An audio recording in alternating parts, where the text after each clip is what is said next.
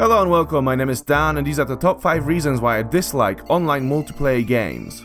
Before I begin, let me just explain that I am writing this from a single player perspective, so this means that I'm ignoring the fact that these games are better with friends. Number 1. The learning curve. This one goes out to all the online shooters like Fortnite and Battlefield. Every action game needs the player to learn its gameplay mechanics, which finally will allow the player to master its trials. This rule generally works very well in single-player action games such as Sekiro, The Witcher or even Mario, as the player will always find the same obstacle in the same place. For example, in Dark Souls, each new area will have its own quirks and bosses always set in the same locations, so you know what to expect once you travel through the zone a couple of times. Eventually, having died a lot, you will learn to defeat all of the game's challenges pretty well, as you will be forced to repeat the same locations over and over again. So finally, after a few tries, each new area will become easier to beat. Same thing with bosses. If you walk into a boss arena for the first time, the chances of you dying are very high because you don't know how to approach the enemy. But after a few deaths and retries, you will eventually learn your foe's moves, and so it will become easier to avoid them next time. This is the general idea of what a learning curve in a single player game is. In multiplayer games, the same concept is out of the window as every challenge will be different. This is because you will never know who you are playing against and whether they are better than you or even cheating. This makes these games much harder to learn due to the randomness. In one match you might have a fair chance against a player of the same skill and loadout, which will allow you to improve your skills due to a reasonable challenge. But in the next game you might get shot by a small red pixel from the other side of the zone using the sniper rifle or cheats. This is the main reason why I could never get into any competitive shooting games. I have a lot of patience to improve as a gamer, which has been proven in games like Dark Souls, but I haven't got enough willpower to sit through random encounters and lobby screens because I was playing against impossible odds. Number 2 is the quest design in all MMORPGs I have played, and the main reason why I dislike the genre. As a gamer who plays a lot of single player open world games, I know how much of a drag fetch quests can be. On the other hand, I understand that these are the type of quests that are easy to program as filler content, aimed to sway gamers to spend more time with the game. However, many gamers and game developers have realized that these quests are not that interesting anymore. Thus, filler FedEx quests are now smirked at by some critics. Sadly, MMORPGs are full of those filler quests, which all go a little bit like this. Go there, talk to the character, come back and pick up your reward. Go there, pick up 5 of X, come back and pick up your reward.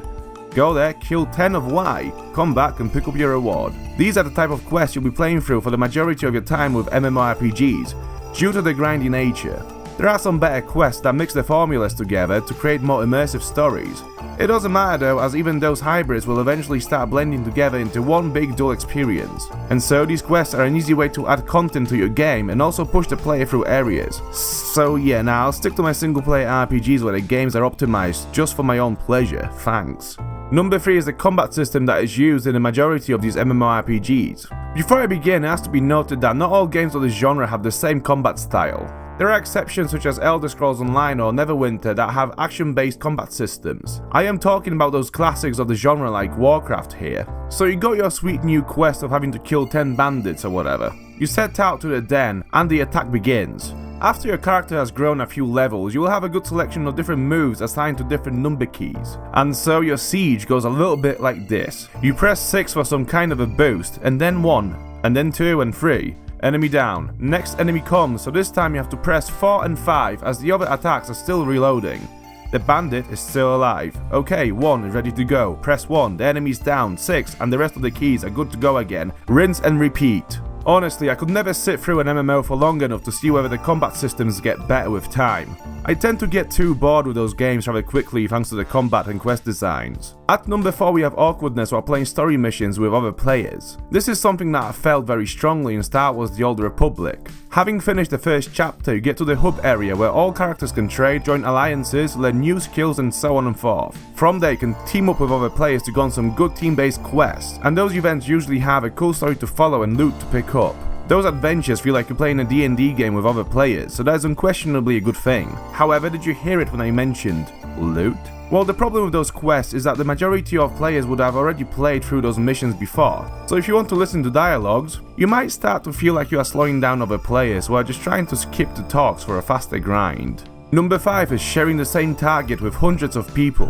Let's go back to quests, as there is also another issue of them when the servers are busy. Sometimes you might walk into an area which is expected to be full of targets you're meant to kill or collect. Yet there is already a big queue of other players waiting for the foes or items to spawn. This is problematic because as soon as the targets spawn, they are gone within the next 3 seconds. This happened to me in the very first couple of hours in World of Warcraft. I was playing as an Orc Warlock, and I was tasked with destroying some boxes full of loot for the enemy, so I travelled down to the zone where those boxes were meant to occur. As I reached the area, I noticed about 20 other players just waiting around the spawn point, and honestly, I think the spawn animation lasted longer than the crates themselves. As soon as the targets became destroyable, they were gone. So I waited for a few minutes just observing what was going on. Annoyed, I walked away to pick up another quest. And guess what quest I picked up? Go kill X amount of crabs. No, that's it. I left the game at that moment and never looked back. So these were my 5 reasons to dislike online multiplayer games. If you have anything to add to this video, let me know in the comment section down below. Subscribe to the channel for more weekly videos and I will see you in a bit. Bye.